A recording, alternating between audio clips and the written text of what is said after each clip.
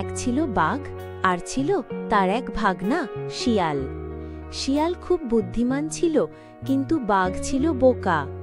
একদিন বাঘ তার ভাগনাকে বলল, ভাগনা, আমার খুব খিদে পেয়েছে, চল আজ শিকার করতে যাই।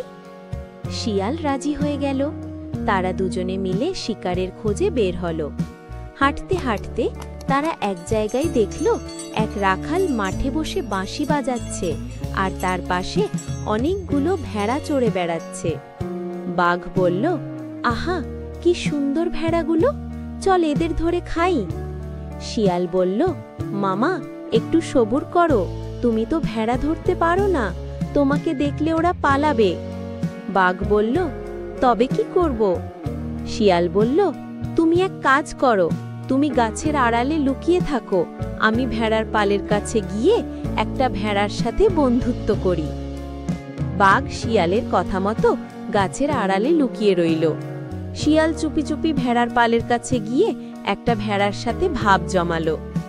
ভেড়াটা শিয়ালকে দেখে প্রথমে ভয় পেলেও পরে শিয়ালের মিষ্টি কথায় তার ভয় কেটে গেল। শিয়াল ভেড়াটাকে বলল, ভাই, তুমি কি আমাকে তোমার একটা ভেড়ার লোম দেবে?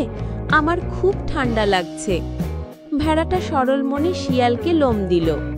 শিয়াল সেই লোম নিয়ে বাঘের কাছে ফিরে গেল। বাঘ বলল, কি হলো ভাগনা, ভেড়া ধরতে পারলি না? শিয়াল বলল, মামা, অত ব্যস্ত কেন?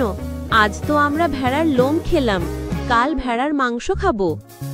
পরের দিন আবার তারা শিকার করতে গেল। এবার শিয়াল ভেড়াকে বলল, ভাই, আজ আমার খুব খিদে পেয়েছে, তুমি কি আমাকে তোমার একটা ভেড়ার পায়ের খুর দেবে? ওটা খেয়ে আমার পেট ভরবে। ভেড়া শিয়ালকে খুর দিল। শিয়াল সেটা নিয়ে বাঘের কাছে ফিরে গেল। বাঘ বলল, আজও ভেড়া ধরতে পারলি না? শিয়াল বলল, মামা, আজ তো ভেড়ার পায়ের খুর খেলাম, কাল আমরা ভেড়ার মাথা খাবো। তৃতীয় দিন শিয়াল ভেড়াকে বলল, ভাই, আমার একটা স্বাদ হয়েছে, তুমি কি আমাকে তোমার ভেড়ার মাথাটা দেবে? আমি সেটা নিয়ে বাঘকে দেখাবো। ভেড়া শিয়ালকে তার মাথা দিল। শিয়াল সেই মাথা নিয়ে বাঘের কাছে গেল। বাঘ তো রেগে আগুন। সে বলল, তুই কি আমাকে বোকা ভাবিস? তুই শুধু লোম, খুর আর মাথা নিয়ে আসিস, ভেড়াটা কই?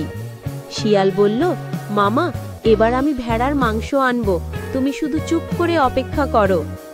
শিয়াল আবার ভেড়ার কাছে গেল। ভেড়া তো শিয়ালের উপর রেগে আছে।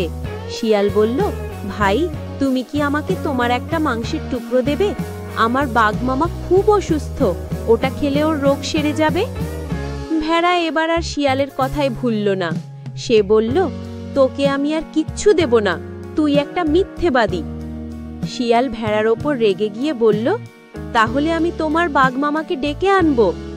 ভেড়া তখন ভয় ভয় শিয়ালকে বলল, ভাই, আমি তো তোমাকে ভেড়াটা দিতে পারলাম না, তুমি বরং এক কাজ করো, তুমি বাঘ মামাকে বলো যে ভেড়াটা নদীতে ডুবে গেছে।